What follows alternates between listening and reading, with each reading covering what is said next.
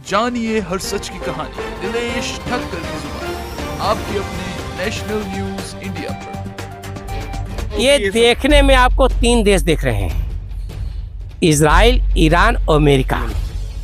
वास्तव में 3 देश नहीं, इसमें 40 देश इन्वॉल्व हो चुके हैं इस युद्ध में। ये पूरे विश्व का खेल चल रहा है, विश्व नहीं पूरे ब्रह्मांड में खेल चल रहा है। और ब्रह्मांड की शक्तियाँ खाली इसी धरती की नहीं, बाहरी शक्तियाँ भी काम कर रही हैं। परंतु जो प्रकृति की व्यवस्था है उसमें हस्तक्षेप परमात्मा भी नहीं करता है। क्यों जानता?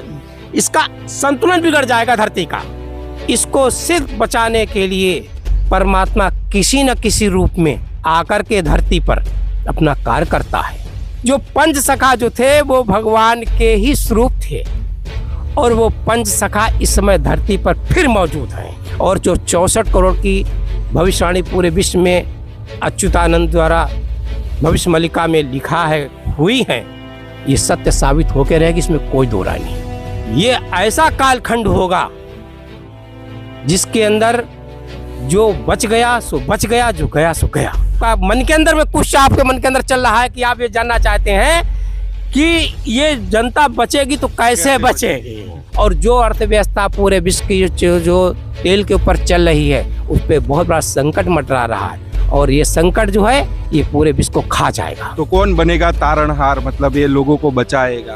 वो काम करने वाला तारणहार काम कर रहा है। जब से आया है बाहर तब से अपना काम पूरा बराबर लगातार कर रहा है, एक दिन बैठा नहीं है। कई साल पहले ही इन सब की भविष्यवाणियां हो चुकी है और अभी दिख रहा है। मतलब जिस तरह का माहौल बन रहा है, जिस तरह की स्थिति बन रही है, 3 देश आपस में टकरा रहे और उधर 40 देशों के ऊपर इसका पूरा असर और प्रभाव दिख रहा है। जैसे LPG सिलेंडर का हो, डीजल पेट्रोल का हो, और अभी तो बहुत कुछ होना है। लेकिन इन सब के बीच आप लोग अपनी रक्षा करना चाहते हैं तो आप लोगों को सत्य के पक्ष में खड़ा होना पड़ेगा, और ये तारणहार के साथ आप लोगों को चलना पड़ेगा, तो ही आप लोगों की इससे रक्षा हो पाएगी।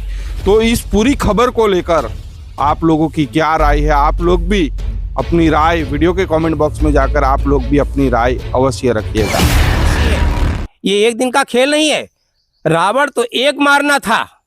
महाभारत में दुर्योधन सिर्फ भारत भर की जो थी आताताई लोग उनको मारना था। ये पूरे विश्व का खेल चल रहा है, विश्व नहीं पूरे ब्रह्मांड में खेल चल रहा है। और ब्रह्मांड की शक्तियाँ खाली इसी धरती की नहीं, बाहरी शक्तियाँ भी काम कर रही हैं। ये तो जो अपनी योग शक्ति के द्वारा देखते हैं, जानते समझते हैं, वही चीज़ का समझ सकते हैं, बाकी आम लोग इसको नहीं समझ सकते हैं। और इसको महापुरुष लोग किस प्रकार से कोशिश करते हैं, परंतु जो प्रकृति की व्यवस्था है उसमें हस्तक्षेप परमात्मा भी नहीं करता है। क्यों जानता? इसका संतुलन बिगड़ जाएगा धरती का। और जब धरती का संतुलन बिगड़ जाएगा तो ये रसातल में चली जाएगी।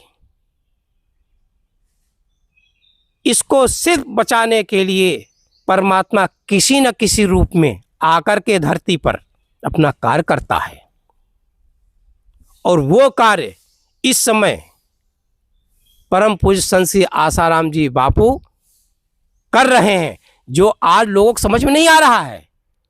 वो आने वाला वक्त बहुत नज़दीक है, बहुत नज़दीक है, दूर नहीं है।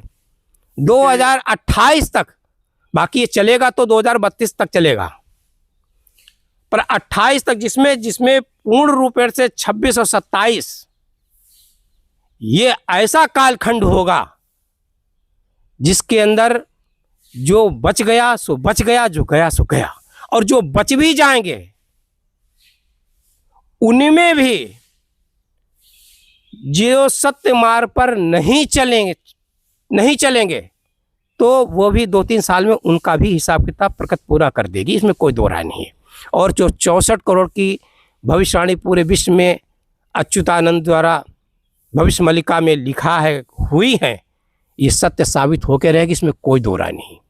और वो पंच सखा, आप एक बात और मैं बता दूं, ये बड़ी गुप्त रहस्य की बात है। जो पंच सखा जो थे वो भगवान के ही स्वरूप थे, और वो पंच सखा इस समय धरती पर फिर मौजूद हैं। किन रूपों में है ये किसी को पता नहीं लगेगा। आने वाला समय ही दिखाएगा उनको कि ये कौन है। क्योंकि ईश्वर जो आता है अपने को कहता नहीं मैं ईश्वर हूँ, भगवान हूँ। वो काम करता है और वो कार्य आज प्रकृति अपना काम कर रही है और वो महापुरुष लोग अपना काम कर रहे हैं। और वो महापुरुष जो ईश्वर की शरण में, अभी आप एक बात आपका मन के अंदर में कुछ आपके मन के अंदर चल रहा है कि आप ये जानना चाहते हैं कि ये जनता बचेगी तो कैसे बचेगी ये, क्योंकि देख रहे हैं हाँ। उधर तीनों देश टकरा रहे हैं और इधर भारत में युद्ध नहीं हो रहा है और दूसरे देशों में भी युद्ध नहीं हो रहा है, लेकिन एलपीजी सिलेंडर से लेकर पेट्रोल डीजल से लेकर किल्लतें आ रही है। मतलब युद्ध तो ये भी हो ही रहा है, मतलब सब ये जगह आप पूरे देख विश्व रहे हैं। में।